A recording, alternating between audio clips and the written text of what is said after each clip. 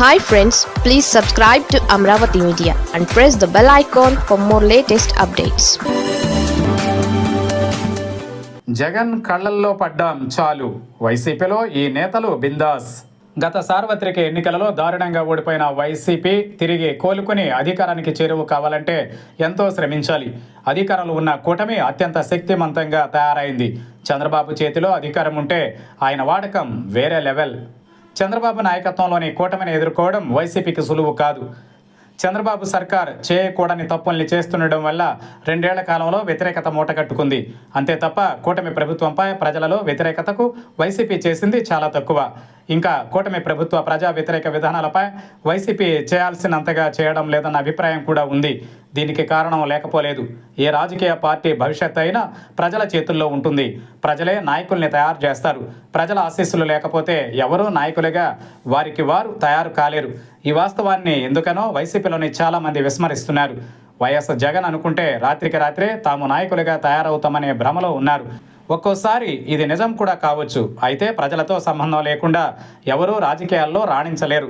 వైసీపీలో చాలామంది నాయకుల పరిస్థితి ఎలా తయారైందంటే వైఎస్ జగన్ గుడ్ లుక్స్లో పడితే చాలు భవిష్యత్తు ఉంటుందని నమ్ముతున్నారు.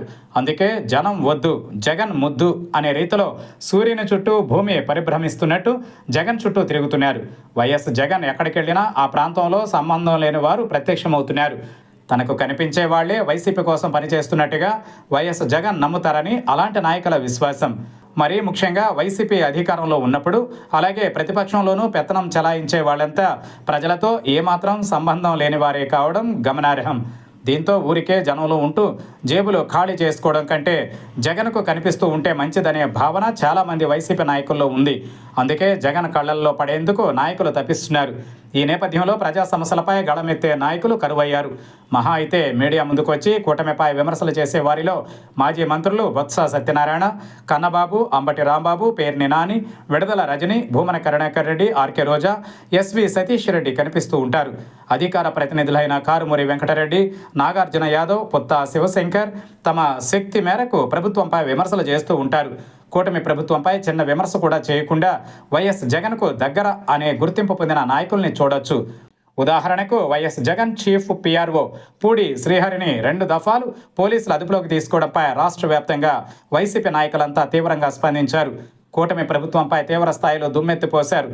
అయితే 2వ దఫా ఏపీ హైకోర్టులో ఊరట దక్కిన తరువాత పూడి శ్రీహరి మీడియాతో మాట్లాడుతూ ఎవరిపైనా తనకు కోపం లేదని చాలా కూల్గా చెప్పారు. ఆవేదన కలిగిస్తోందన్న చిన్న మాట తప్ప తనను ముప్పతిప్పలు పెడుతున్న కూటమి ప్రభుత్వ వైఖరిపై ఎందుకనో ఆయన ఘాటుగా స్పందించకపోవడం వైసీపీ నాయకుల్ని, కార్యకర్తల్ని ఆశ్చర్యానికి గురి చేసింది. ఇతని కోసం మనమంతా చంద్రబాబు ప్రభుత్వంపై నోరు పారేసుకున్నామని, బాధితుడేమో ఎవరిపైనా కోపం లేదన్నాడేందబ్బా అని వైసీపీ నాయకులు ముక్కున వేలేసుకున్నారు. ఇందులో ట్విస్ట్ ఏంటంటే కూటమి ప్రభుత్వంపై ఎవరేం మాట్లాడాలో రాష్ట్ర వ్యాప్తంగా వైసీపీ నాయకులకు ఇన్పుట్స్ ఇచ్చేది శ్రీహరే కావడం గమనార్హం. వైసీపీలో రాజకీయం ఇలా నడుస్తోంది. ఆవేశానికి లోనై కూటమి ప్రభుత్వానికి టార్గెట్గా మారి కేసులు, జైళ్లకు వెళ్లే వాళ్లను చూస్తూ ఉన్నాం. అయితే వైసీపీ ప్రభుత్వంలో ఆర్థికంగా, రాజకీయంగా లబ్ధి పొందుతున్న వాళ్ళు మాత్రం నోళ్లు కట్టేసుకుని తెలివైన వాళ్లుగా చలామణి అవుతున్నారు. అలా కాకుండా ప్రభుత్వంపై విమర్శలు చేయకపోతే ఎలా అనుకుని ఆ పని చేస్తున్న వాళ్ళంతా ప్రత్యర్థులకు టార్గెట్ అవుతున్నారు. వైఎస్ జగన్ ఏం గమనిస్తున్నారో ఏమో ఆయనకే తెలియాలి.